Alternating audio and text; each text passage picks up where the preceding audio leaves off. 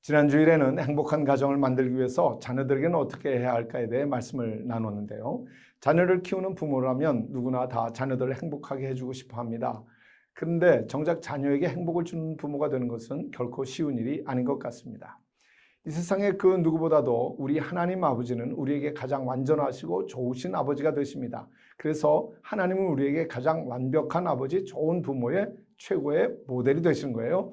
그러므로 우리가 좋은 부모가 되길 원한다면 하나님 아버지께서 나에게 어떻게 해주셨는지 그걸 잘 보면 됩니다.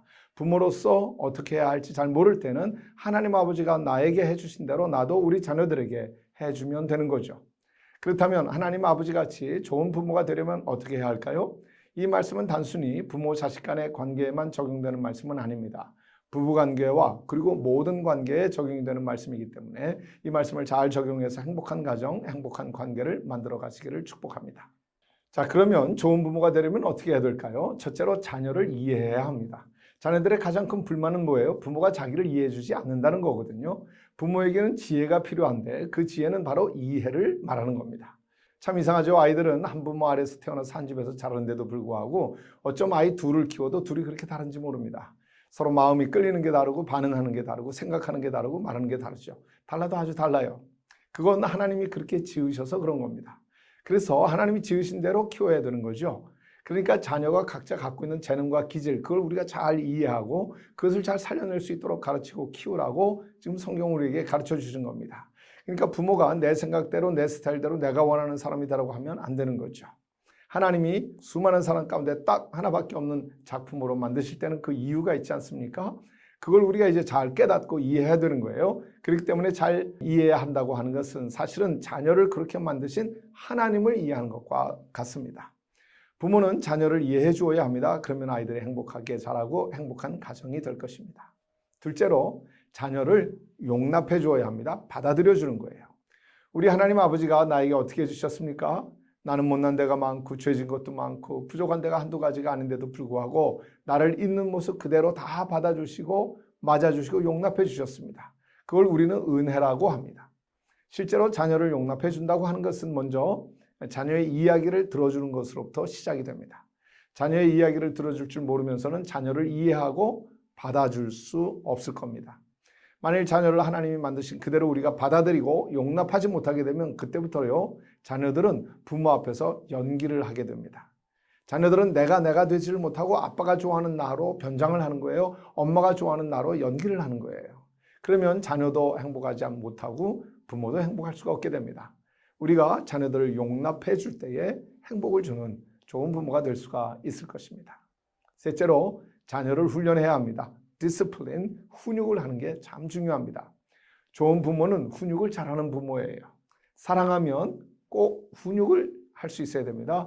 자녀들의 미래를 생각한다면 훈육을 잘해야 됩니다. 훈육하지 않으면 자녀들이 그들의 미래에 하나님이 주신 놀라운 축복을 받아 누릴 수 있는 그릇을 그냥 깨뜨려 버리는 것과도 같은 것입니다.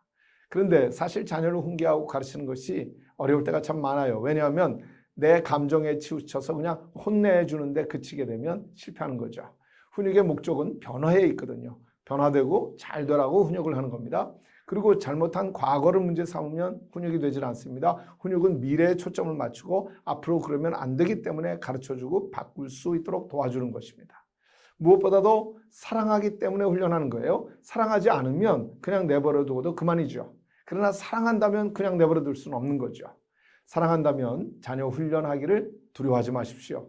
사랑이 만일 아니라면 하지 마십시오. 독이 될 겁니다. 그러나 내가 정말 사랑하고 있다면, 그 사랑에 확신이 있다면 그 확신을 가지고 훈련하십시오. 반드시 좋은 열매를 거두게 될 것입니다. 넷째로 자녀에게 사랑을 표현해 주어야 합니다. 자녀를 사랑하는 것하고 그 사랑을 표현해 주는 것하고는 다른 거죠. 자녀를 너무나 사랑하면서도 불구하고 정작 그 사랑을 표현하지 못하는 부모가 참 많습니다. 자, 그러면 사랑을 어떻게 표현할 수가 있을까요? 첫째는 애정 넘치는 접촉을 통해서 사랑을 표현하는 거예요. 사랑하면 접촉하게 되어 있습니다. 스킨십을 적극적으로 하는 거죠. 둘째는 확신 넘치는 말을 통해서 사랑을 표현해 줍니다.